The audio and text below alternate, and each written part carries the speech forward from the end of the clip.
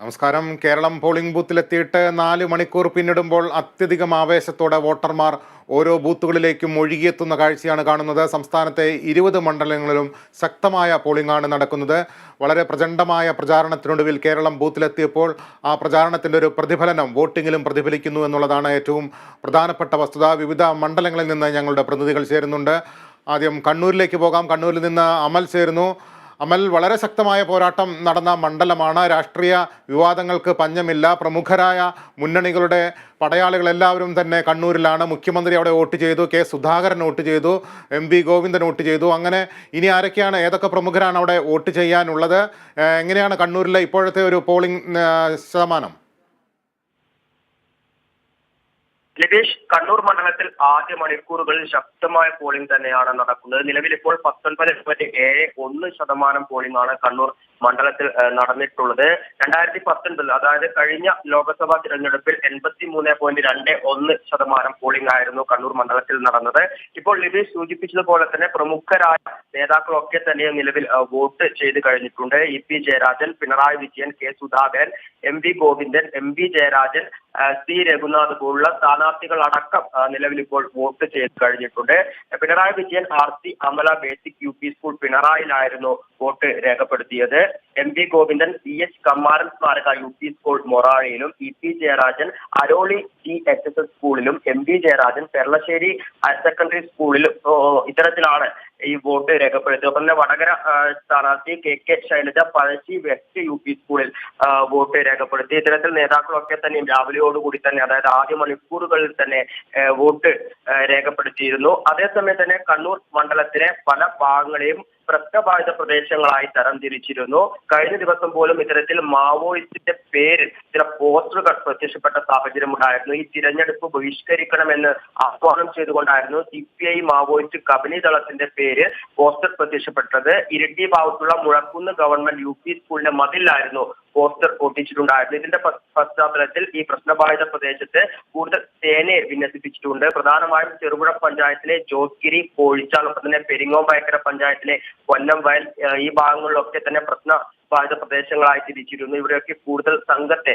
സേനയെ വിന്യസിപ്പിച്ചിട്ടുണ്ട്. ഒപ്പം തന്നെ ഇരിട്ടി മേഖലയിലെ കൊട്ടിയൂർ, അയ്യൻകുന്ന്, രാമച്ചി, പയ്യാവൂർ, കാഞ്ഞിരക്കൊള്ളി എന്നീ ഭാഗങ്ങളുമൊക്കെയും ഇത്തരത്തിൽ കണ്ണൂർ ജില്ലയിൽ കൂടുതൽ സേനയെ വിന്യസിപ്പിച്ചിട്ടുണ്ട്. ഏകദേശം ഓരോ ബൂത്തിലും 35ഓളം സേനയാണ് വിന്യസിപ്പിച്ചിട്ടുള്ളത്. എന്നാൽ മറ്റ് പ്രശ്നങ്ങളൊന്നുമില്ലാതെ, സംഘർഷങ്ങളൊന്നുമില്ലാതെ കണ്ണൂർ മണ്ഡലത്തിൽ മികച്ച രീതിയിൽ തന്നെ വോട്ടിംഗ് മുന്നോട്ട് പോയിക്കൊണ്ടിരിക്കുകയാണ്. ശക്തമായ ചൂടായതിനാൽ തന്നെയും വോട്ടർമാരൊക്കെ തന്നെ രാവിലെയോടുകൂടി തന്നെ, അതായത് വെയിൽ വരുന്നതിന് മുന്നേ തന്നെ, ചൂട് കൂടുന്നതിന് മുന്നേ തന്നെ ബൂത്തുകളിൽ എത്തി വോട്ട് രേഖപ്പെടുത്തി പോകുവാനുള്ള ഒരു ശ്രമമാണ് നടന്നുകൊണ്ടിരിക്കുന്നത്. അതിനാൽ തന്നെ ആദ്യ മണിക്കൂറുകളിൽ പോളിംഗ് ബൂത്തുകളിൽ വലിയ തിരക്കാണ് അനുഭവപ്പെടുന്നത്. ലതീഷ്, അമൽ, നമുക്ക് വടകരയിലേക്കൊന്ന് പോയി കഴിഞ്ഞാൽ വടകരയിൽ തിളച്ചു മറിഞ്ഞ പ്രചാരണമാണ് കണ്ടത്. മുന്നണി സ്ഥാനാർത്ഥികളുടെ പ്രചാരണ പരിപാടികളിലെല്ലാം തന്നെ ജനസാഗരങ്ങൾ ഇരമ്പിയാർക്കുന്ന ഒരു കാഴ്ച നമുക്ക് കാണാൻ കഴിഞ്ഞു. അതിൻ്റെ ഒരു പ്രതിഫലനം പോളിംഗിൽ കാണാനുണ്ടോ? വടകരയിലെ ബൂത്തുകളിൽ ഇപ്പോൾ എന്താണ് സ്ഥിതി? ലതീഷ്, തീർച്ചയായും ശക്തമായ മത്സരം നടക്കുന്ന മണ്ഡലങ്ങളിൽ ഒന്ന് തന്നെയാണ് വടകര മണ്ഡലം. മികച്ച സ്ഥാനാർത്ഥികളാണ് വടകരയിൽ മത്സരിക്കുന്നത്. നിലവിൽ വടകര മണ്ഡലത്തിൽ 18% മുകളിലേക്ക് പോളിംഗ് ഉയർന്നിട്ടുണ്ട്. 2019 ഇവിടെ 82.67% പോളിംഗും 2014 81.37% പോളിംഗുമായിരുന്നു നടന്നിട്ടുണ്ടായിരുന്നത്. മറ്റു മണ്ഡലങ്ങൾക്ക് സമാനമായ രീതിയിൽ ആദ്യ മണിക്കൂറുകളിൽ വലിയ അല്ലെങ്കിൽ ശക്തമായ പോളിംഗ് തന്നെയാണ് വടകര മണ്ഡലത്തിൽ കാണാൻ വേണ്ടി സാധിക്കുന്നത്. നമുക്ക് നിയമസഭാ മണ്ഡലങ്ങൾ തിരിച്ചൊന്ന് പരിശോധിക്കുകയാണെങ്കിൽ വടകരയിൽ 14.61%, കുറ്റ്യാടിയിൽ 13.35%, നാദാപുരത്ത് 13.19%, കൊയിലാണ്ടിയിൽ 14.37%, പേരാമ്പ്രയിൽ 14.47%, തലശ്ശേരിയിൽ 17.83%, കൂത്തുപറമ്പ് 14.74%.